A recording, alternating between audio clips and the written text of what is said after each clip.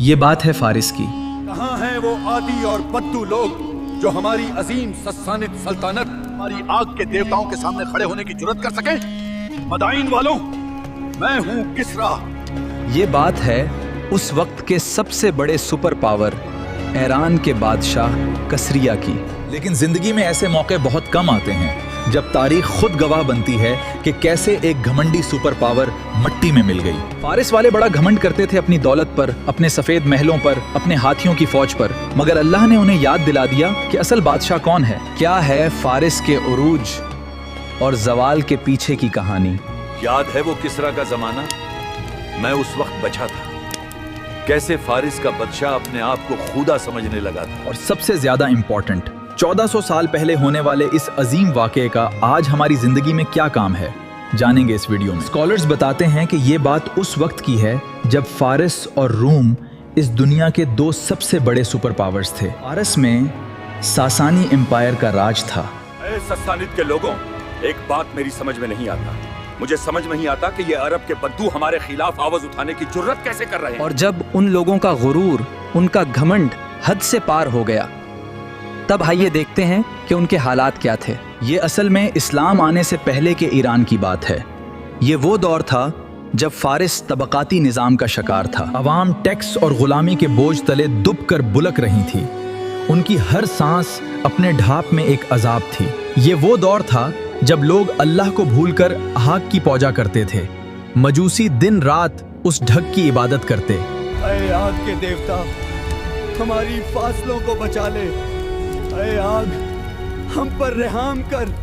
یہ زمانہ عام آدمی کے لیے اتنا مشکل تھا کہ بادشاہ اور اونچے طبقے کے لوگ عام انسان کو کیڑے مکوڑے سمجھتے تھے۔ وقت اپنی رفتار سے بہتا رہا، فارس والے آگ کی پوجا کرتے رہے، اور پھر مدینہ میں ایک ایسی آواز اٹھی جس نے دنیا کا نقشہ بدل دیا۔ یہ وقت تھا غزوہ خندق کا۔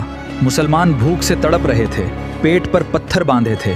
ایک چٹان تھی جو ٹوٹ نہیں رہی تھی۔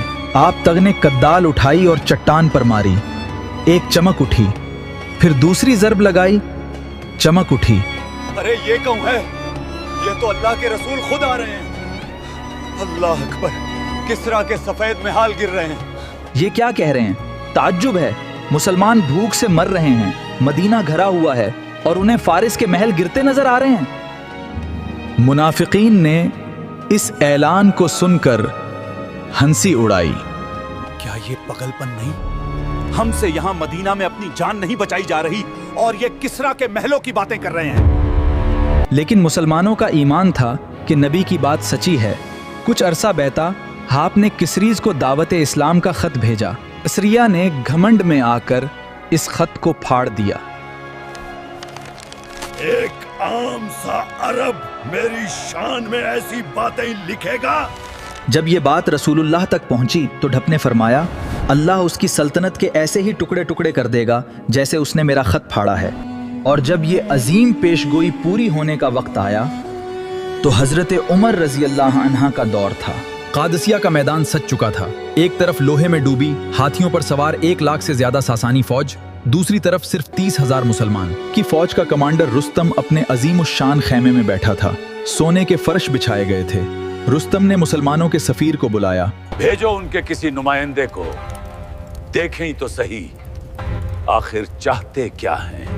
اور یہاں انٹری ہوتی ہے صحابی رسول حضرت ربعی بن عامر رضی اللہ عنہ کی۔ وہ ایک چھوٹے سے گھوڑے پر سوار، پھٹے ہوئے کپڑے پہنے، اپنا نیزہ ساسانی کے قیمتی قالینوں میں گاڑتے ہوئے رستم کے سامنے پہنچے۔ اللہ نے ہمیں بھیجا ہے تاکہ ہم جسے وہ چاہے بندوں کی غلامی سے نکل کر اللہ کی غلامی میں داخل کر دیں۔ رستم اور اس کے درباری یہ سن کر دنگ رہ گئے، ان کی اتنی مجال۔ اور پھر وہ وقت آیا، قادسیہ کے میدان میں مسلمانوں نے ایران کے گھمنڈ کو مٹی میں ملا دیا۔ رستم مارا گیا۔ وہ سفید محل جن کی پیشگوئی نبی نے خندق کے وقت کی تھی، وہ مسلمانوں کے قبضے میں آ گئے۔ کسری کے سونے کے کنگن مدینہ لائے گئے اور سراقہ بن مالک کو پہنائے گئے۔ فارس والوں کا تکبر، ان کی ہاک کی پوجا، سب اللہ کے نور کے آگے بجھ گیا۔ چلیے اب اس پوری تاریخ کو سمجھتے ہیں تھوڑے آسان اور عام طریقے سے۔ دیکھیے، سب سے پہلے یہ سمجھنا بہت ضروری ہے کہ فارس کی نمکینات اس لیے تباہ نہیں ہوئی کہ ان کے پاس ہتھیار کام، بلکہ انہوں نے طاقت کو خدا مان لیا تھا۔ उन्हें लगता था कि उनकी दौलत और उनका स्टेटस उन्हें बचा लेगा।